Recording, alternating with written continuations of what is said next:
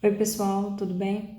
Sou a professora Ana Laura, professora de redação e vou passar aqui para deixar uma dica ou algumas dicas para vocês, já que estamos aí a uma semana do Enem, tá? Em relação aí à grade específica de fato, né, da estrutura da redação do Enem. Eu vou deixar uma redação modelo como post aí no Instagram, para tentar explicar de maneira bem básica o que seria uma estrutura.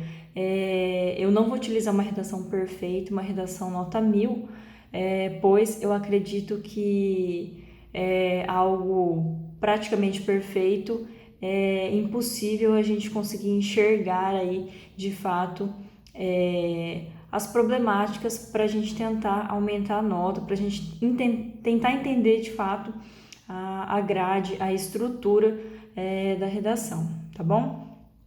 Então, começando aí pela competência 1 do Enem, em relação à norma culta, né, da língua portuguesa que é exigida.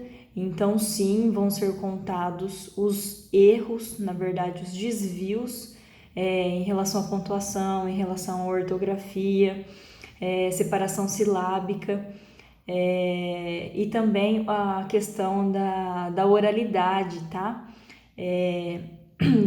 Por exemplo, em construções, na qual aí você pode colocar que o governo dê conta do recado, isso foge aí da estrutura normativa, então também vai ser penalizado. Então é muito importante atentar-se aí a estes detalhes em relação à competência 1, e também lembrando aí a questão dos períodos, né, que seriam aí os pontos finais. Um parágrafo ideal bem estruturado, ele é composto aí no mínimo de 3 períodos, tá?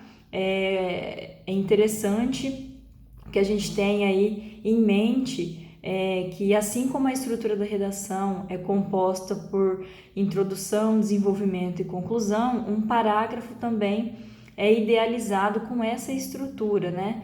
Introdução, desenvolvimento e conclusão. Portanto, é a importância aí de conter os 3 períodos, né?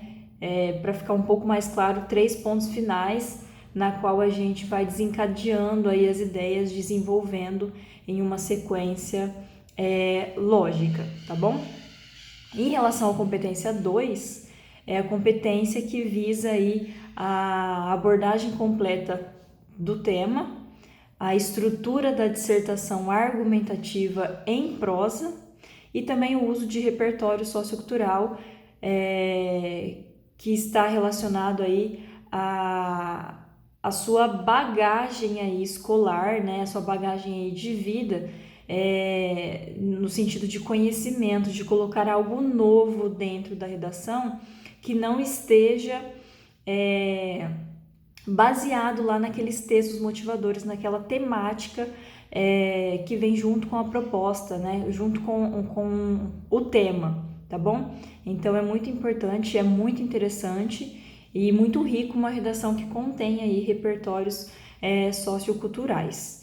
Em relação também à competência 2, então é muito importante que em algum momento da redação a gente consiga, né, transcrever a frase temática para que a gente não corra nenhum risco de tangência, para que a gente não corra o risco de dar fuga ao tema. Então é muito importante uma interpretação da proposta temática para que a gente consiga de maneira segura aí discutir e abordar o tema de maneira completa.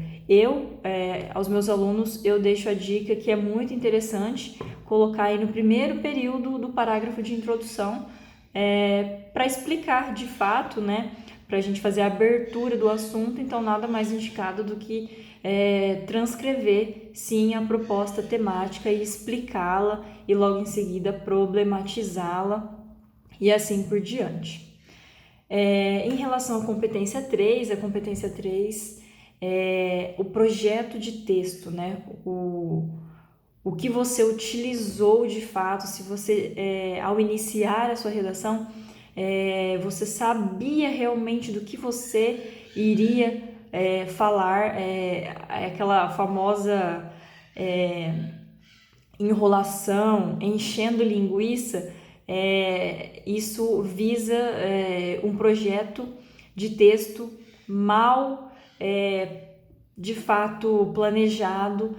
Você começa um assunto e você lembra de outro assunto e você vai inserindo e vai virando aquela bola de neve, aquele disparo de informações. Então isso fica um texto muito caótico, muito confuso e não vai atingir uma nota bacana na competência 3. Como dica, eu sempre falo que assim que a gente fala, que a gente insere algum assunto, se a gente não dar conta de desenvolvê-lo, de explicá-lo, então é melhor não colocá-lo, tá bom?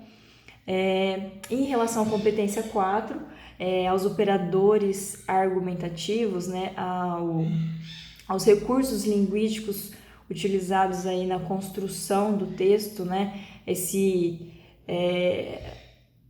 a questão de a conexão das ideias dos parágrafos é muito importante, então o uso de pronomes, o uso de operadores argumentativos dentro dos parágrafos e interparágrafos, né, para a gente ligar um parágrafo ao outro, para a gente ter de fato uma coesão, né, a coesão seria aí um começo, meio e fim, então é importante que a gente utilize operadores argumentativos de fato, né, com o seu real sentido, significado, né, não confundindo.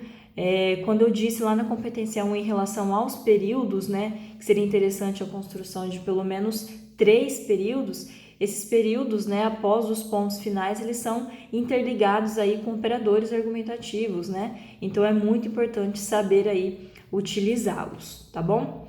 Em relação à competência 4, a competência 4 é o diferencial do Enem, da grade do Enem, que é a elaboração de uma proposta de intervenção, ou seja, o problema foi apresentado, foi discutido e é necessário uma solução para a problemática. Então, a construção do Enem, ela visa aí 4 elementos e um detalhamento, né? Sendo aí o agente, que seria alguém para fazer alguma coisa, né? Quem seria aí o responsável por resolver ou tentar resolver a problemática. Qual a ação a ser feita,